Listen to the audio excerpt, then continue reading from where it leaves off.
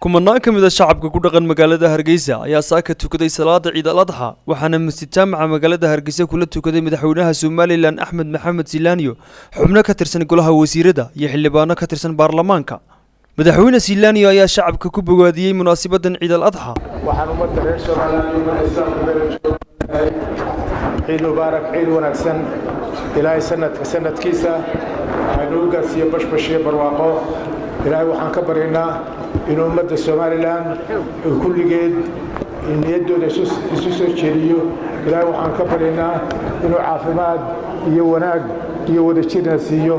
waxaan ilaahay ka baryaynaa inuu dadkeena iyo ummaddeena iyo dadkeena oo dhan ilaahay caafimaad iyo wanaag wada siiyo. waxaan rajaynayaa waan ku dadaalaynaa oo aynu ku ballamaynaa inaynu wada shaqayno meel uga soo wada jeesanno dadkeena iyo ummaddeena nabadgelyadiisa wadajirkiisa iyo midnimadiisa. ilaahay naga aqbalo. qaar ka mid ah hogaamiyayaasha xisbiyada siyaasadda iyo wasiiro ka tirsan xukuumadda ayaa hambalyo u diray shacabka Somaliland iyo guud ahaan ummadda Islaamka. maalin aad iyo aad u qiimo badan Ciid al-Adha dhammaan ummadda Islaamka meel waliba joogaan ciid wanaagsan baynu leenahay. ummadda reer Somaliland meel waliba joogaan ciid wanaagsan. shaqaalaha wasaaradda maaliyadda iyo mas'uuliyiinta kala sarreeya wasaaradda maaliyadda dhammaantood waan salaamayaa. shaqaalaha ummadda reer Somaliland oo dhan ciidanka qaranka ciidanka booliiska dhammaan ummadda reer Somaliland waxa la ciid wanaagsan. dhammaan shucuubta Islaamka ee caalamka ku nool waxaan leeyahay ciid mubaarak. gaar ahaan shacabka reer Somaliland meel kasta oo joogo guud iyo dibadba waxaan leeyahay ciid mubaarak.